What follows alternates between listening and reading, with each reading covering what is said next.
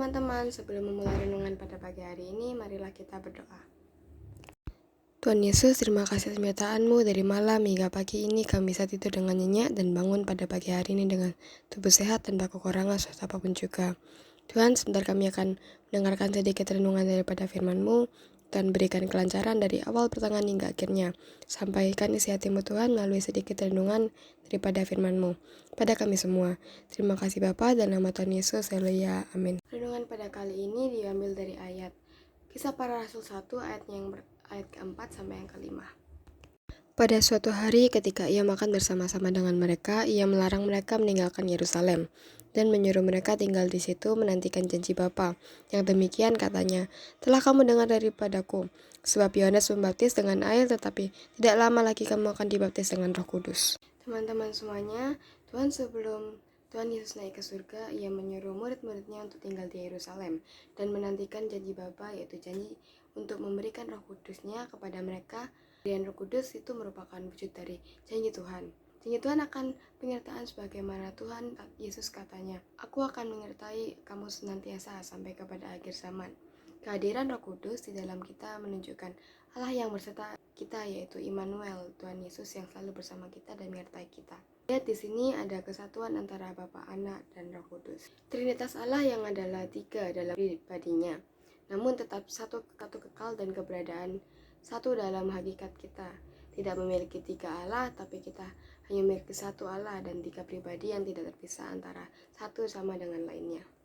Dalam ayat ini kita membaca bagaimana suatu hari ketika Tuhan Yesus makan bersama-sama dengan para muridnya, ia menyuruh mereka untuk tinggal di Yerusalem, dan tujuannya adalah tidak lain untuk menantikan janjian Roh Kudus atas mereka murid-murid pada saat itu. Kebanyakan adalah orang-orang Galilea, dan mereka setelah kenaikan Tuhan Yesus ke surga bisa saja pergi pulang ke daerah masing-masing. Tetapi itu tidak dikehendaki oleh Tuhan.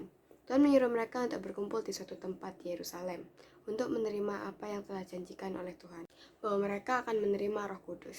Murid-murid saat itu menjadi fokus untuk menantikan, untuk menunggu, dan untuk menerima apa yang telah dinyatakan kepada mereka.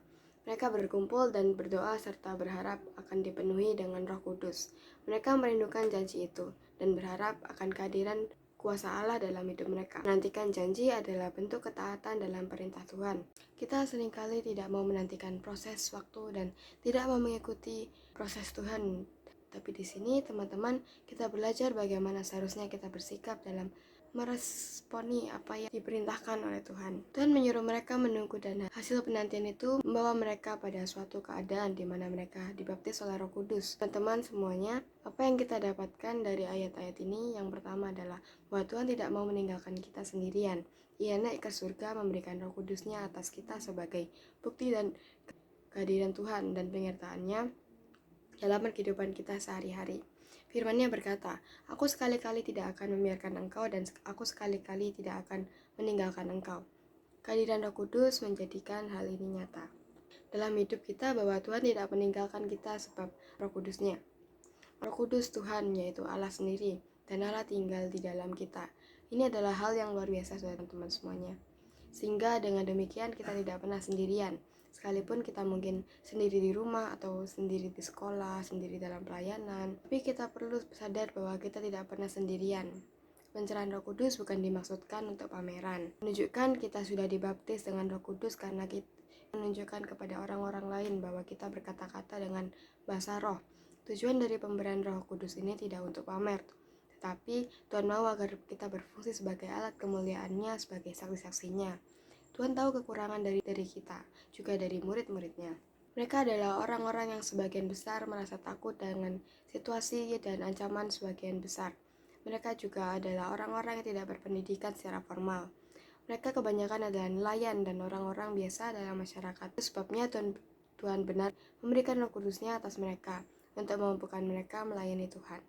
Melayani sesama memberikan mereka kemampuan untuk mengerti hal-hal yang tidak dimengerti, untuk menjelaskan hal-hal yang sulit dipahami, dan pemberian Roh Kudus juga memberikan kuasa atas mereka dalam pelayanan, sehingga ada mujizat dan tanda-tanda heran yang terjadi, dan oleh penyertaan yang ajaib itu orang-orang yang tidak percaya, bahkan orang-orang yang menentang Tuhan, dibungkamkan mulutnya dan mereka melihat suatu kebenaran dan kemuliaan Allah yang dinyatakan Teman-teman semua, Tuhan memberikan Roh Kudus-Nya bukan hanya kepada murid-muridnya di tahun 2000 tahun yang lalu, tetapi Tuhan Bapa kita juga memberikan Roh Kudus-Nya. Kudus-Nya Dia berikan di dalam diri kita. Ada Roh Kudus Tuhan di dalam teman-teman dan saya. Dan Roh Kudus itu bertujuan untuk memampukan kita untuk melayani Tuhan. Kalau Tuhan memberikan kita keberanian, Roh Tuhan memberikan kita hikmat, marifat, dan kuasa untuk mengalahkan iblis dan melawan setiap kuasa kegelapan untuk menghancurkan segala tipu daya iblis dan mengatasi semua persoalan dan tanggungan yang ada. Roh Kudus dalam kita menunjukkan bahwa kita tidak sendiri, tetapi Tuhan bersama-sama dengan kita, senantiasa sampai akhir zaman. Teman-teman semua sadar bahwa diri kita disertai Tuhan, Roh Kudus-Nya di dalam kita, dan karena itu kita bersyukur dimanapun kita berada, tidak pernah sendirian, dan kemanapun kita melangkah ada kuasa Tuhan yang menyertai apapun persoalan dan tantangan hidup yang kita alami. Kita akan keluar menjadi pemenang-pemenang dalam segala hal pada syukur anugerah Tuhan, syukur pemberian Tuhan, yaitu Roh Kudus yang diberikan kepada kita, dan hargai dan hormati Roh Kudus-Nya, dan ikutilah tuntunan sehingga kita berjalan dalam kebenaran dan kehendak-Nya. Sebelum mengakhiri renungan pada hari ini, marilah kita berdoa.